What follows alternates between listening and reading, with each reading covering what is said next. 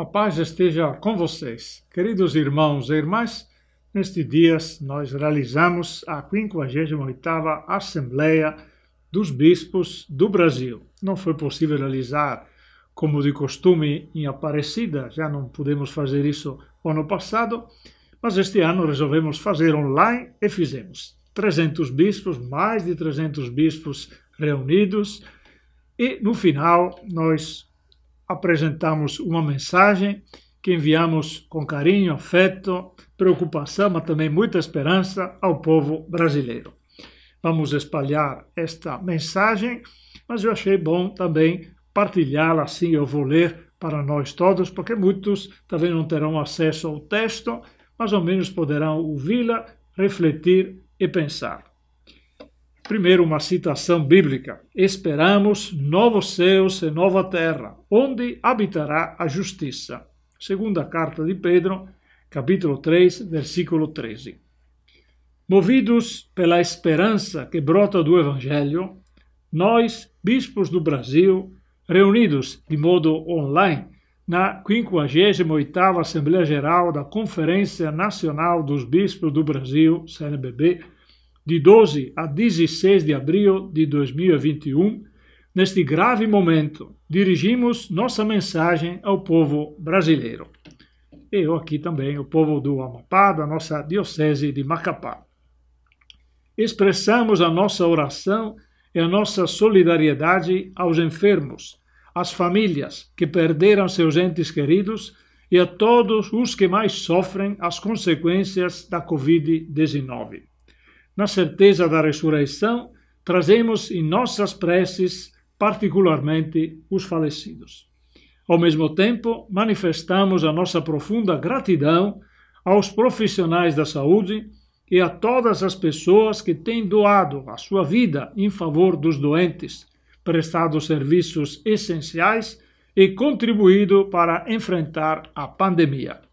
O Brasil experimenta o aprofundamento de uma grave crise sanitária, econômica, ética, social e política, intensificada pela pandemia que nos desafia, expondo a desigualdade estrutural enraizada na sociedade brasileira.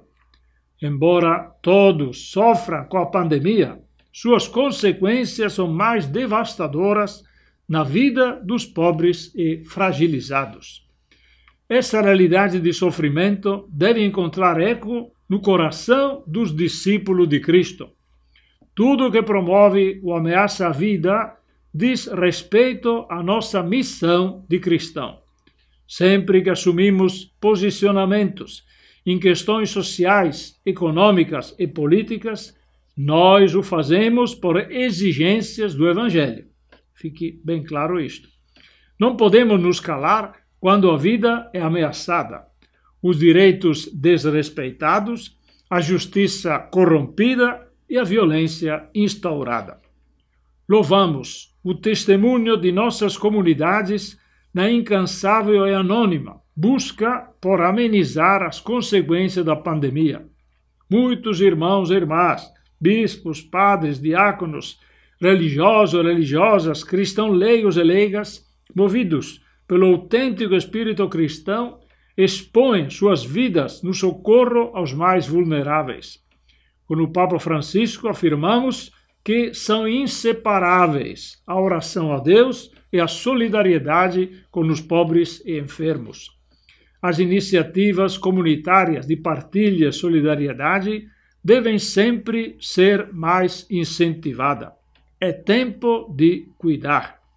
Eu quero lembrar aqui todas as ações também que as nossas paróquias fizeram, as cáritas paroquiais e a cáritas diocesana também, de maneira especial. Continuo. Somos pastores e nossa missão é cuidar. Nosso coração sofre com a restrita participação do povo de Deus nos templos. Contudo, a sacralidade da vida humana exige de nós sensatez e responsabilidade.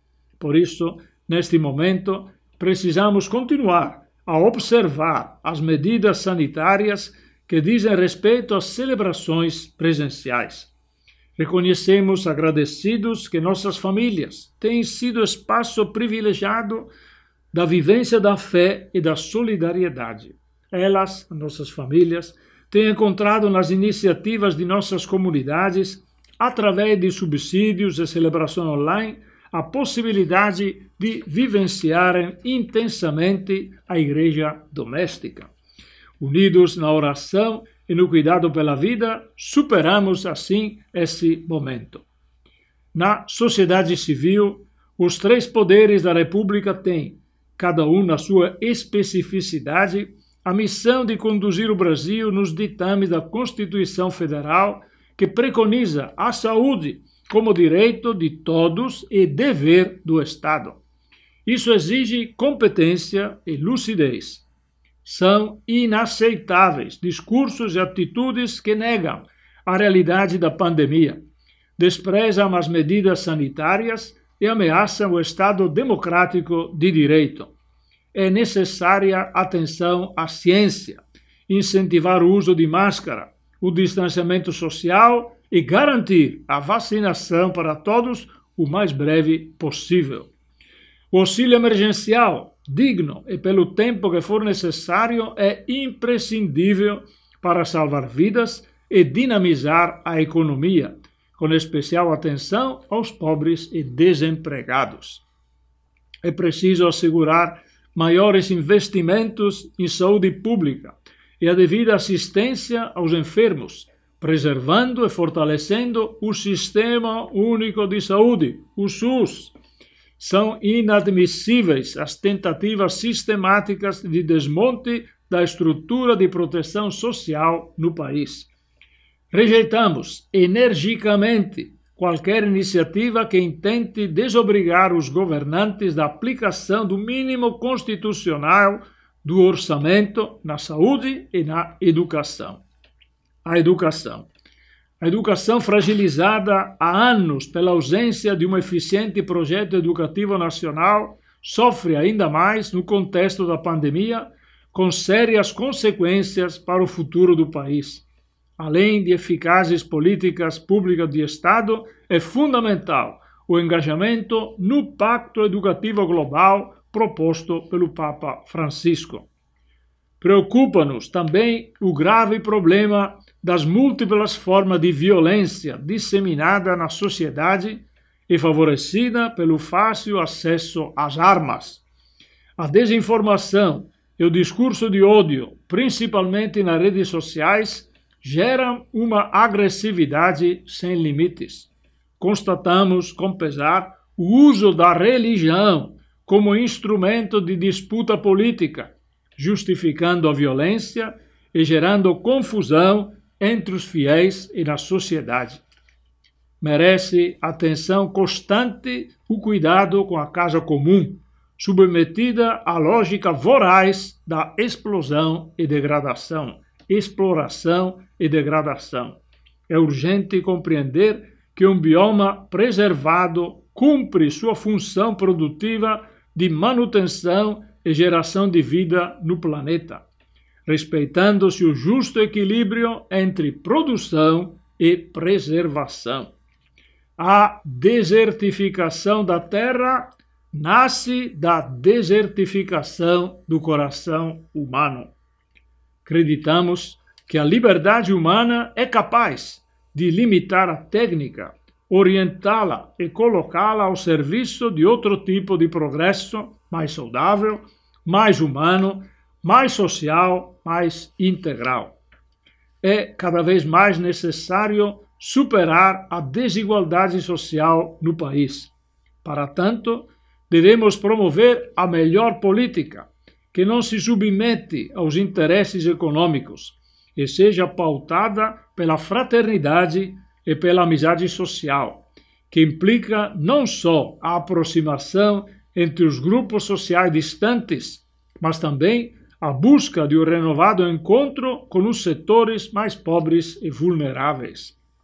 Fazemos um forte apelo à unidade da sociedade civil, igrejas, entidades, movimentos sociais e todas as pessoas de boa vontade em torno do Pacto pela Vida e pelo Brasil.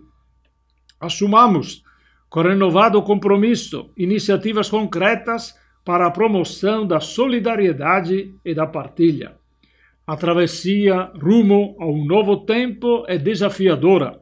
Contudo, temos a oportunidade privilegiada de reconstrução da sociedade brasileira, sobre os alicerces da justiça e da paz, trilhando o caminho da fraternidade e do diálogo. Como nos animou o Papa Francisco, o anúncio pascal é um anúncio que renova a esperança nos nossos corações. Não podemos dar-nos por vencidos. Vou repetir.